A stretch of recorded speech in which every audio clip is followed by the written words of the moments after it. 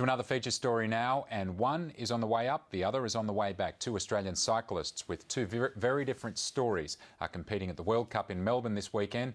Kate Bates feared she'd never ride at the top level again after hip surgery just 10 months ago, while Jack Bobridge already has his sights set on gold at London 2012.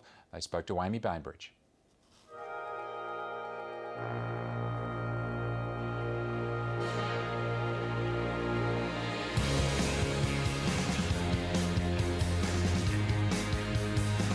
Comeback trail is probably the perfect way to put it. I guess, nearly 2 years ago, I had a nasty accident while racing, and I've been on the injury sort of bandwagon since. But it's all starting to come good, and this is my first World Cup in nearly 3 years. I remember the surgeon said to me, "I don't know if you'll ever come back to an elite level," and at the time I was okay, and then I think 3-4 months into the rehab, that really just kept going through my head. Is this going to happen? Am I just pushing a truck uphill here? But so far, so good. There's obviously pressure on the track side of things. Now I'm probably the most experienced and older one in the teams pursuit at 21. But I think, after doing a few years in Beijing in the teams pursuit, I hopefully can teach other guys and get the other guys to what I've been learnt, by people such as Brad McGee, Brown, Roberts and Lancaster, all them guys that I got to do my last year with. And on the road, I don't think there's any pressure. I got a few wins this year, but there's no pressure there for me yet as such as, it's up to all the other guys to still perform. That they're the ones that don't want all the neo-pros coming through and winning. So I think I've still got a lot of years there to prove myself. What's it like for you being here in Melbourne and stepping back into the international arena? Well, it's pretty nerve-wracking actually. I even found myself getting kind of clammy hands on the line before doing some efforts. But I think the most interesting aspect for me is that I'm the eldest in the team now. That's never happened before. But in the last 2 years since I've been away, it's a whole new generation really. So Anna Mears and I are telling stories about when we were juniors in Athens and Beijing, and these kids were sitting at home watching it on telly. This weekend, I guess a good gauge of where the team's at, midway between Beijing and London? Yeah, for sure.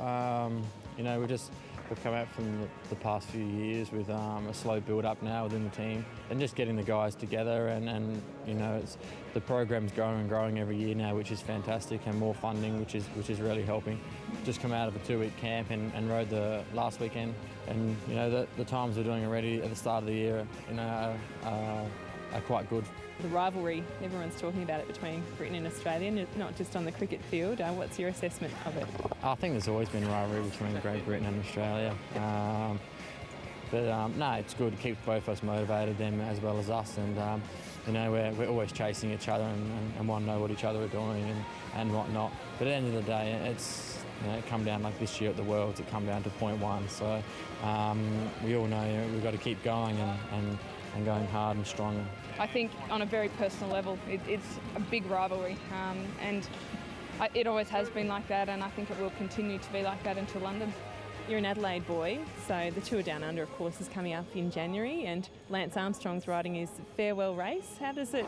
What's sort of your perspective on the race at this early stage?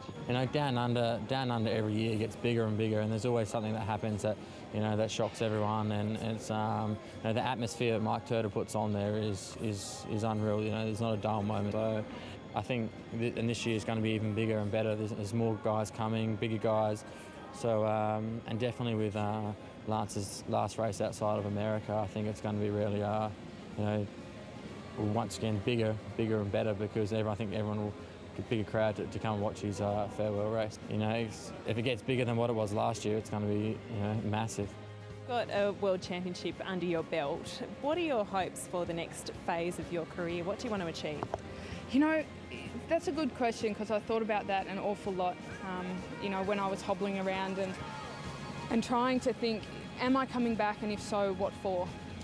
And I think for me it's a very personal thing. It's about getting the most out of myself and really pushing that limit, and for a long time it was about being pain-free, and wherever that got me. Now I'm at that stage and I'm getting a little bit more ambitious again, but ultimately I'd love to go to London with these girls, and I'd love to win a gold medal. There's no hiding that. I have been world champion before, but I don't have an Olympic medal. You know, I've got worse, fourth. You know, and fourth at an Olympics, I think it's been 6 years now, and 10 years since I was on the international scene, and yeah, I'd like to fix that little hole. Number one goal would be to win London. The teams we shoot with, all my best mates that I spend more time with than my own family or back home now. So to line up there and win that would be fantastic. And and maybe after London, maybe get a start in the Tour de France or something like that. So but number one goal at this point of time is to win London, and that's what we're striving on doing and working towards. Well, Jack Bobridge, we wish you all the best. Good luck. Thanks a lot.